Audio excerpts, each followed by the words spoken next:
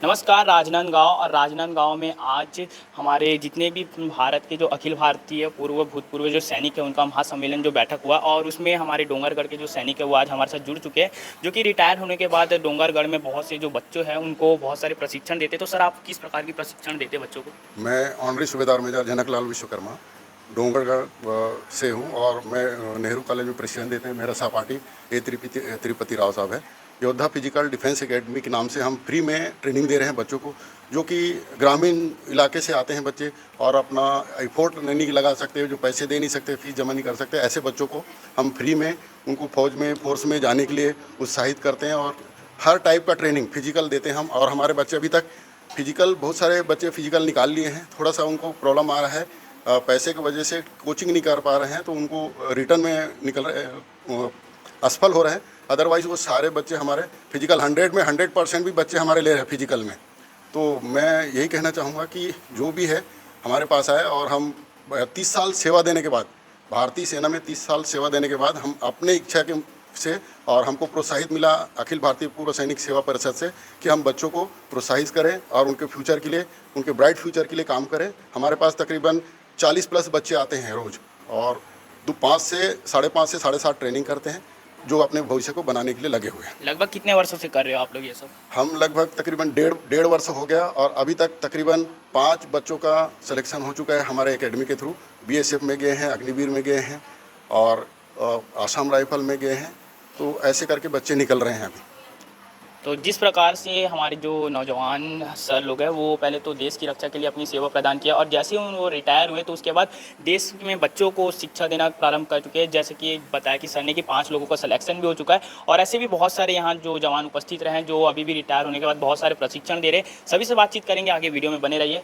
अखिल भारतीय पूर्व सैनिक सेवा परिषद एक अखिल भारतीय सरकारी रूप से रिकॉग्नाइज्ड ऑर्गेनाइजेशन है और एकमात्र रिकॉग्नाइज्ड ऑर्गेनाइजेशन है पूर्व सैनिकों का। हमारे संगठन प्रांत में बहुत तरह से सेवा के कार्य करता है। हमारे जो फौजी रिटायर होकर आते हैं वो सब लोग इस संगठन के सदस्य हैं और उसके बाद वो जब समाज में वापस आते हैं तो हमारा 3 शब्द है जो हमारे संगठन का नारा है: सेवा, साहस और सम्मान।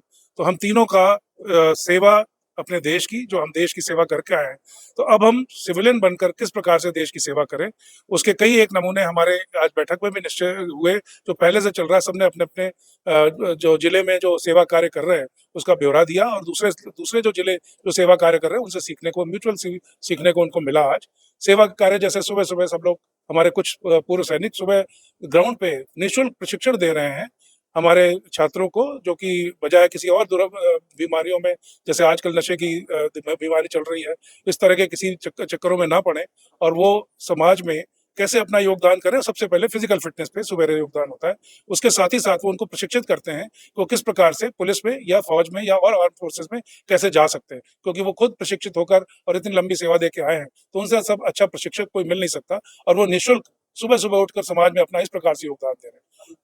मैं कर्नल त्रिपाठी हूँ। मैं अध्यक्ष हूँ पूर्व सैनिक परिषद छत्तीसगढ़ प्रांत का और वर्तमान में मैं मुख्य प्रशासनिक अधिकारी हूँ Indian institute of management Raipur.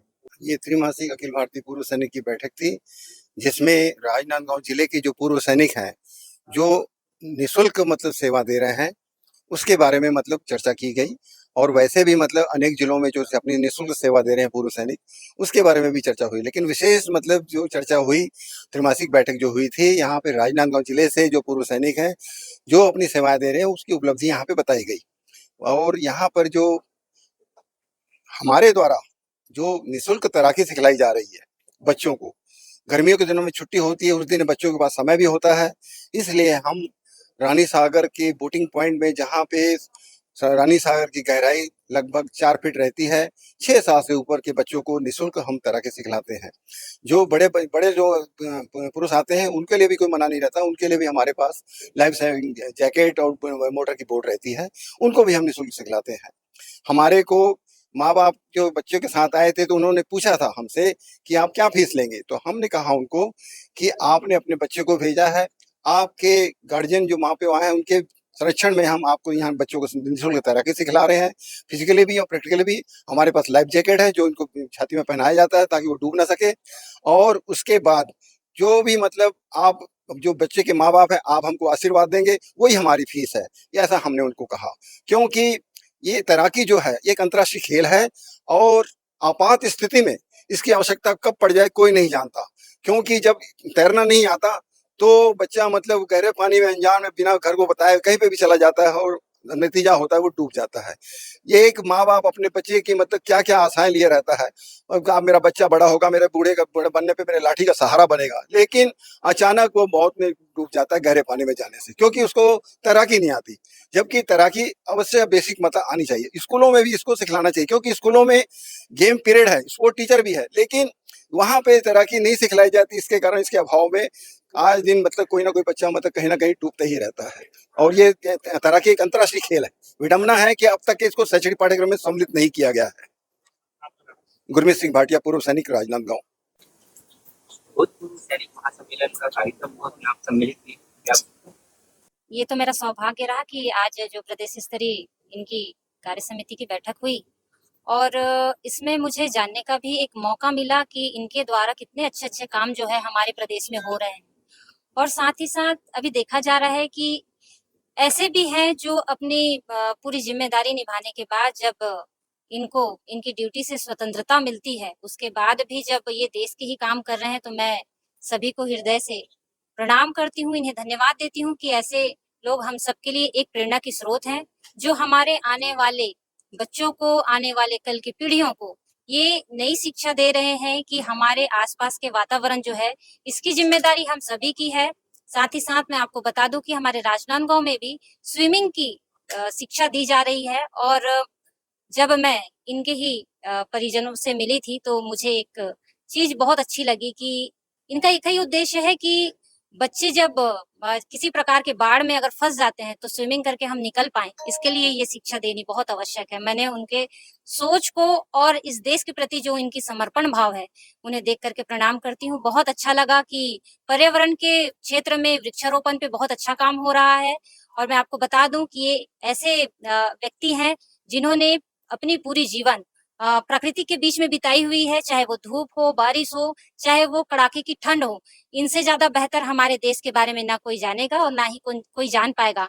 अगर ये सभी अपनी जिम्मेदारियां बहुत अच्छे से निभा रहे हैं और मेरा मानना है कि अपनी ड्यूटी खत्म होने के बाद भी जो व्यक्ति इस देश के लिए इतना जागरूक है, तो हमें भी आज से संकल्प लेना चाहिए कि जब भी हमारी ड्यूटी समाप्त हो, उसके बाद भी हमें अपने ड्यूटी पे लगे रहनी चाहिए और इस देश की रक्षा और सुरक्षा की जिम्मेदारी हम सभी की है। मुझे बहुत अच्छा लगा और मैं बहुत सम्मान के साथ में आज ये कहना चाह रही हूँ कि हमारा भारत महान यूं ही नहीं है, ऐसे ही व्यक्तित्व वाले लोग पूरे देश में हैं। और मैं नमन करती हूँ सभी देशवासियों को जो इनकी सोच बहुत अच्छी है और हमारे लिए बहुत कुछ करके, बहुत कुछ सिखा करके वे आगे बढ़ रहे हैं। मैं शुभकामनाएं देती हूँ कि जिस तरह से ये सभी अपने अपने क्षेत्रों में काम कर रहे हैं, उस तरह से लोगों को प्रेरित भी करे कि हम सभी की जिम्मेदारी है, चाहे वो प्लास्टिक के क्षेत्र में हो, चाहे वो स्वच्छता के क्षेत्र में हो, चाहे वो पेयजल की स्तर के बारे में हो। बहुत अच्छे ढंग से हम अपने प्रदेश में एक सफलता पूर्वक आगे चल करके देखेंगे कि भूतपूर्व सैनिक ही जो है वो बहुत अच्छे से काम कर रहे हैं। और मैं आने वाले और भी भूतपूर्व जो होने वाले हैं सैनिकों से भी अपेक्षा यही करती हूँ कि इनसे आप जरूर सीखिए, इनसे आप जरूर देखिए कि किस तरह से ये अपने जीवन को एक देश के लिए समर्पित करने का जो संकल्प लिया हुआ है, उसमें आप भी इसमें शामिल हुए। साथ ही साथ मैं दूसरे विभागों से भी अपील करूंगी कि बाकी और विभाग के अधिकारी कर्मचारी जो रिटायरमेंट होने के बाद अपनी जिम्मेदारियां को भूल जाते हैं, लेकिन आज ये हमारे लिए आईने के समान है कि हमें लगातार अपने देश के प्रति समर्पण भाव से काम करते रहना चाहिए। मैं बहुत बहुत धन्यवाद देती हूँ। मेरा नाम है गीता घासी साहू, अध्यक्ष जिला पंचायत राजनांदगांव।